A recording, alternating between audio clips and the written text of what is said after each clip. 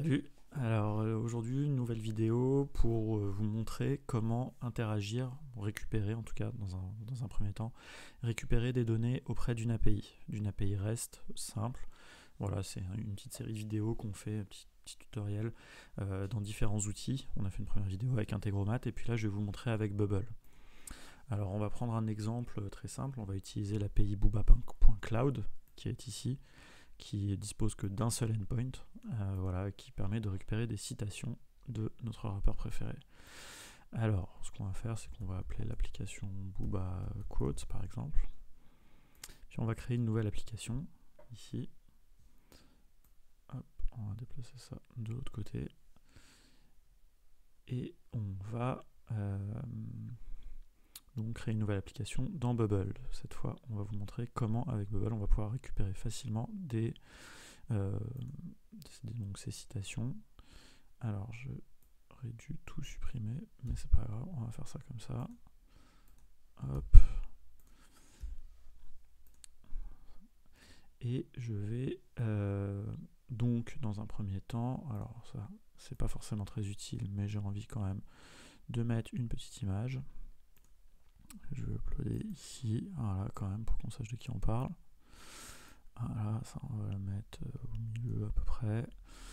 Et ensuite, en dessous, on va mettre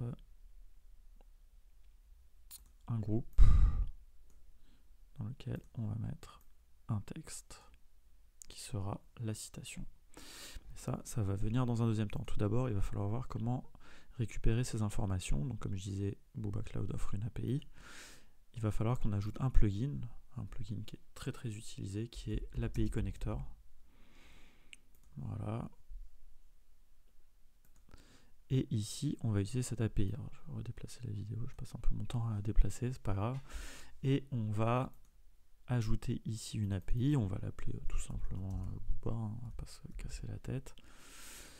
On n'a rien à paramétrer, pas d'authentification, c'est une API qui est publique, extrêmement simple. Et ici, on va ajouter un premier call qu'on va appeler quote, voilà, qui nous permet de récupérer une citation. Donc pas besoin d'être très familier avec le JSON. Vraiment, Bubble va beaucoup vous aider pour ça.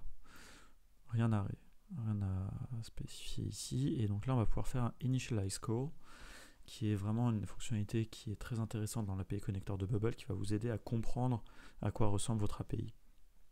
Alors là, il se trouve que c'est une API très simple qui ne renvoie qu'un seul objet, et cet objet n'a qu'une seule propriété, qui est la quote. Et donc là, vous voyez ici, donc ça c'est le nom, vous le voyez ici en JSON, ce qu'on a ici. Alors JSON c'est un petit peu plus compliqué, regardez dans la description de la vidéo, je mettrai un petit tutoriel ou un lien vers quelque chose qui vous explique un peu tout ça. On va pas trop rentrer dans la technique, là le but c'est d'être efficace avec les outils no-code.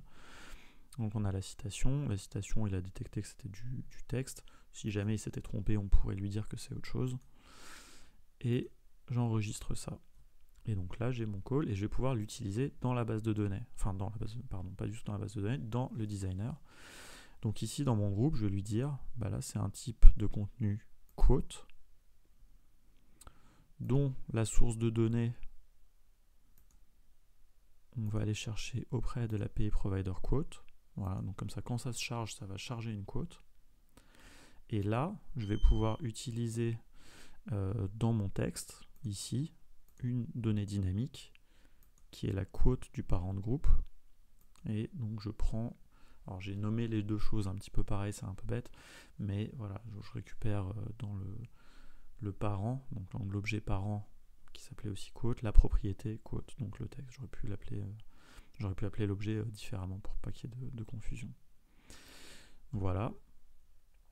Et donc là, là en fait on a fini en réalité, puisque là à chaque fois qu'on va charger, on va vérifier, peut-être que je me suis trompé, mais si je fais la preview, je vais avoir ici notre petite image et un texte. Et d'ailleurs, on va mettre ça en plus grand pour que ça soit quand même un peu plus stylé. Et je refais une preview. Et donc, ça va nous recharger une autre citation, logiquement. Voilà. Je vois pas de commentaires sur les citations. Et voilà, donc vous voyez que si à chaque fois que je fais un F5, je recharge, il y en a une nouvelle qui apparaît. Voilà.